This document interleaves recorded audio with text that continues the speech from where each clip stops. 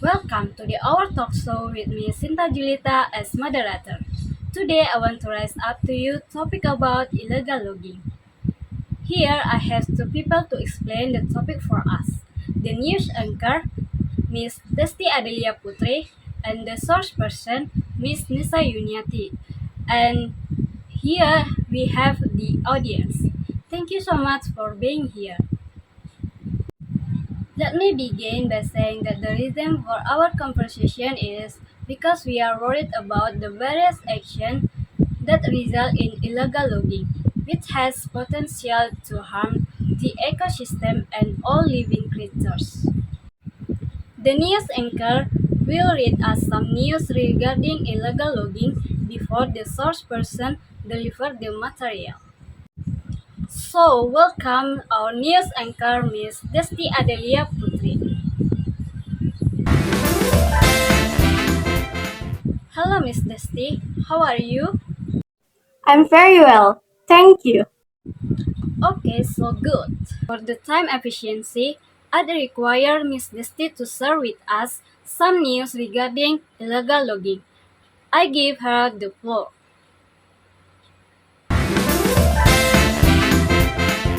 Good morning, everyone. I'm Desty Adelia Putri as a news anchor. So we have some news about illegal logging.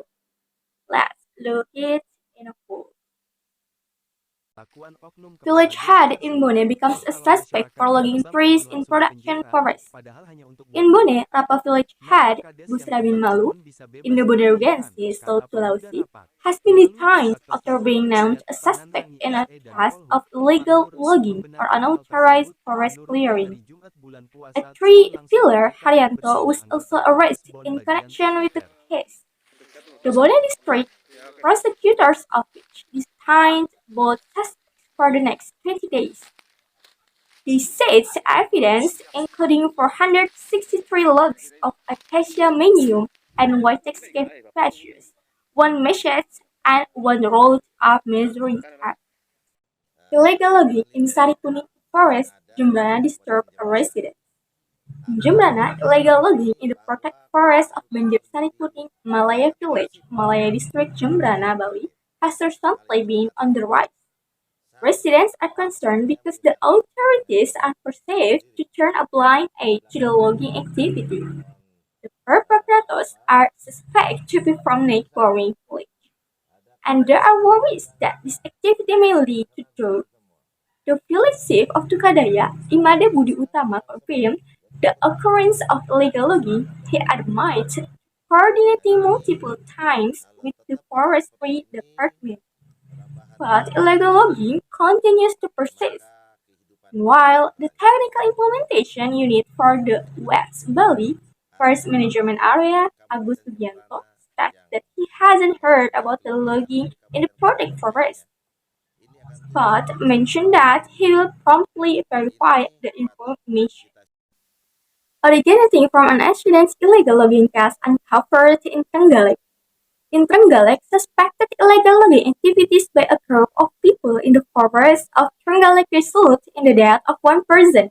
Currently, the victim was involved in illegal logging and had an accident. The information is that they were doing illegal logging for the first time. They were even confused about where to sell the wood at Kisna. As a consequence of their actions, the three suspects are charged under the Indonesian Law Number 11 of 2020, Article 55 of the Criminal Code with a potential prison sentence of 5 years.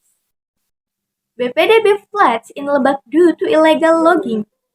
A flash flood that hit four districts in Lebak Regency last Wednesday, May 26, is strongly suspected to be a result of rampant illegal logging in the Gunung Halimun Salak National Park.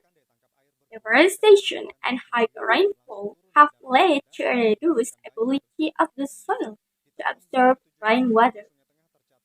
Will study counted the chronology of the flash flood, attributing it to the high intensity of rainfall on Wednesday afternoon. The peak occurred at 7 p.m. local time when three rivers overflowed and swept through residential area in four districts, namely Seja, Fortunately, there were no casualties in the incidents. Forest Pharma Group's KTH, along with forest wildlife, could continue to monitor the forest condition. BPDB floods in Lebak due to illegal logging. A flash flood that hit four districts in Lebak Regency last Wednesday, May 26, is strongly suspected to be a result of rampant illegal logging in the Gunung Halimun Salak National Park. Deforestation and high rainfall have led to a reduced ability of the soil to absorb rainwater. Will study counted the chronology of the flash flood, attributing it to the high intensity of rainfall on Wednesday afternoon. The peak occurred at 7 p.m. local time when three rivers overflowed and swept through residential area in four districts, namely Seja. Fortunately, there were no casualties in the incidents or sperma groups. That's all news for me regarding illegal logging. I'll return it to Miss Shinta. Thank you. Thank you so much, Miss Desty Adelia. And the next, I invite the source person, Miss Nisa Yuniati. Miss Nisa Yuniati will deliver the material. So, welcome, Miss Nisa Yuniati. How are you, Miss Nisa Yuniati? It's a beautiful day, right? Alright, hello Miss Sinta. Glad to see you. Of course, this is beautiful days. And let me introduce myself. My name is Nisa Yuniati. I'm as a source person, and I want to explain everyone about a little problem in Indonesia. Today, I have some questions to Miss Nisa Yuniati, and she will answer the question and deliver the material. Okay, first, we know that the illegal logging is wrong and the impact is definitely negative, right? So, what is the impact by illegal logging on the environment? Okay, the impact is starting to be felt now that during the rainy season, Indonesia is often plagued by floods and landslides. And the second, that illegal logging has also an impact to reducing of the water sources of the forest areas. Trees in the forest, which is usually absorb water to become a spring for communities, are now being preyed on illegal loggings. And the third, the fertile soil layers is decreasing. The fertile soil layers is often away by the floods that hit Indonesia. And the fourth, the devaluation of wood prices, erosion and conflict of communities, loss of livelihoods and low state and regional income for the forestry industry, all of consequence of illegal loggings. And fifth, the most complex impact in illegal logging is global warming, okay, which is currently threatens the world in the deep chaos and fear. And last, cases of illegal loggings occur everywhere that cannot only causes by losses to the state but also result in losses for the survival of living creatures around them, which then result in natural disaster. Alright, and what are the driving factors that cause illegal logging to occur? Thank you for your question. Your question is, what are the driving factors that causes illegal loggings to occur? Okay, driving factors that lead to illegal loggings are the first is increased need for wood, increasing demand for wood, but on the local and international markets requires continuous logging in the forest, so deforestation is widespread. And And the second, the settlement development, the loss of forest land is also caused by increasing the number of people, so that land is needed for settlement. The construction of new settlement is often carried out by clearing forest land. And the third is replacing forest and land with agricultural land. Replacing forest land with agricultural land, the increasing human population also causes higher demand for food. This can be achieved by opening up the agricultural land by cutting down forest land. And fourth, open mining forest land storage reserves of mining materials such as coal. To get coal, the usual way is to carry out open mining. Sorry. The open pit mining method causes the forest land to be cut down to become more extensive, resulting in the forest becoming denuded and the surface the land becoming damaged. And fifth, we cloud the incompleteness of the law and regulation governing forests and forestry issues means that many people are looking for loopholes in carrying out these prohibited activities. Generally, people who love forests are people who want to make a profit from the process of buying and selling wood. This person doesn't even think about an impact of the. The next question, what are the steps can be taken to eradicate and prevent illegal logging? I will answer your question. Prevention of illegal loggings can be done by 1.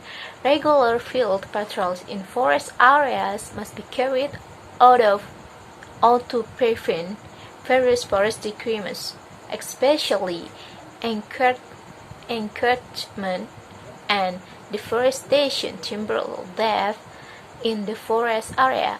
And second, socialization of illegal logging. Socializing the community about the impact of illegal logging can help protect the forest from forest destruction activities. And the third is by only buying wood that is SVLK certified sistem verifikasi legalitas kayu. That's why we will not give illegal loggers the opportunity to profit from the wrong thing. For the last question, given the state of our damaged forest right now, what action can we take to restore sections of deforested forest? Okay, your question is what action can we take to restore sections of deforested forests? Okay, the first is you must carry out reforestation, and 2. Implementation of a selective logging system, and 3. Providing education to the public of the necessity of preserving forests, and 4th, strict forest monitoring and control. 5th, make laws strangers, and the last is sanitation unauthorized loggers. Alright, the material about our topic has delivered by Miss Nisa Yuniati.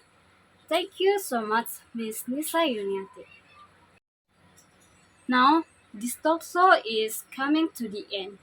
To wrap up, I'd like to summarize the main points of the material presented today.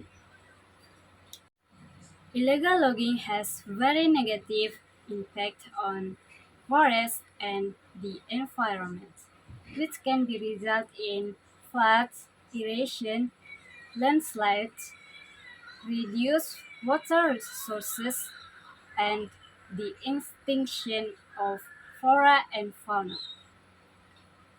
The most complex is global warming. To stop illegal logging, it is necessary to patrol forest areas and provide outreach to the community.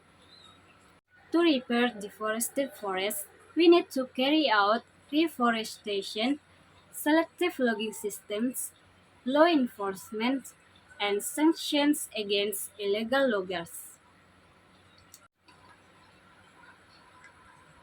For the sake of environmental balance, our duty is to protect the forest, avoid making false profits.